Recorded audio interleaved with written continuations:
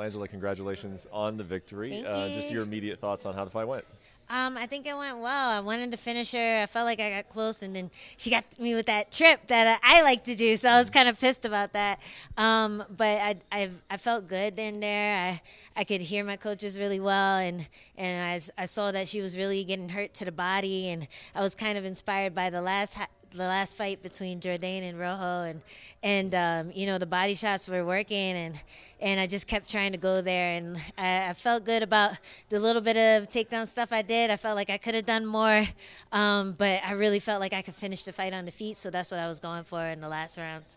That's kind of wild. It seems like an opponent that you're familiar with and that you know you prepped for and game planned for, but then you're watching the fight right before it, and that's what inspires you to go to the body. Yeah, yeah. Well, I don't know. Like I just because she's tall, I know if you're like I hate cutting weight. I know if you're taller than me, you're gonna hate cutting weight to 115 even more. So I knew the body shots would do something, and we've been working like the push kicks to the body a lot too, but like those weren't really landing, but the cross to the body was. So I felt good about just kind of seeing what was working and going for that, as opposed to getting stuck on some game plan that I had before the fight started, and just tried to flow and use all my weapons. How'd you feel, you know, just prior to the fight starting? You talked this week a little bit about it was kind of a risky fight for you, right? A woman who was ranked below you, that you beat before, and you needed a win because of the way the last two the results, the scorecards went. Yeah. How did you feel walking in there? Did you feel any of that pressure? Did you feel loose? I mean, like you can say I needed a win or whatever, but I always feel like I have my back against the wall just because of my record, my UFC record, and like I'm not picky. Like I take whatever I can get, and I feel really confident of the fact that I can beat everyone. It's just a matter of doing it, and I feel like with my last two fights, I could have beat them. I'm not going to say I should have because I've said it enough, but I could have beat them. I could have put it on them more. I could have finished them, but I didn't. And I know I'm right there. And so a fight against someone like Yoder, who has gotten better since we fought, it's just a good way to boost my confidence and show that I've been evolving way faster than the rest of the division. And even though I came in and I was really green, I'm on my way up. And like my losses are in the past. My like, you know, my bad record is in the past. And if you just look at my past like 7 performances, you can see that I'm championship material. And it's just a matter of making a case for it every time I go out there. So it doesn't matter who I'm fighting. I just gotta up. Do you feel like you're getting closer to figuring out that secret of just getting over that hump and finishing the fight? Yeah, as my adrenaline's still going, I'm like, yeah, I definitely feel like it. I've been doing a lot more, working a lot more on my ground game and trying to be offensive instead of defensive. And I think that's been a huge key. Oh my God, that tastes so good. I think that's been a huge key in being able to open up my striking, is that I'm looking to attack everywhere, not just striking and not just defending the takedown to strike.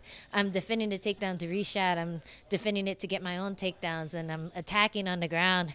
And I don't think I'm going to turn into a submission artist, but it's way easier to hit people when you're on top of them. So I think I want to do more of that. I was really happy with the first round, ending on top of her. I wish I did more of that in the rest of the fight. I feel like that finish might have come a little faster.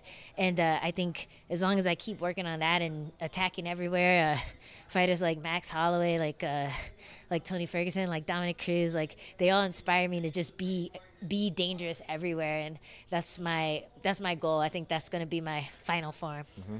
Well, you mentioned coming into this one that they had spoke to you a little bit about Jandiroba in June. You think you revisit that, or what would you like to have next?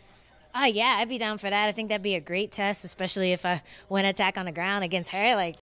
But that'd be a great test. That'd be something I could really sink my teeth into, especially with like 3 months to prepare for it. So I'd definitely be down for that. I'd also love to fight a striker too. You know, I'd love to fight like Marina Rodriguez. She had a real good knockout against Ribas. I probably have to beat a few people before I'm fighting like top 5 people.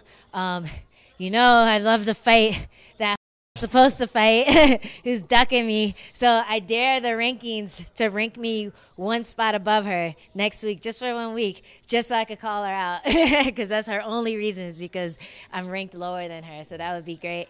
But yeah, I'm down to fight anyone.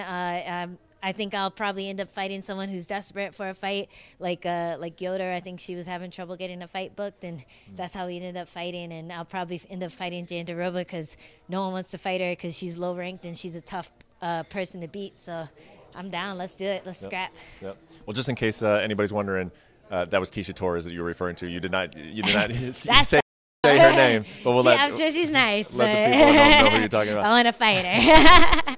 Angela, congratulations. You look great tonight. Thank you. Appreciate it. Thank you for watching ESPN on YouTube. For live streaming sports and premium content, subscribe to ESPN+.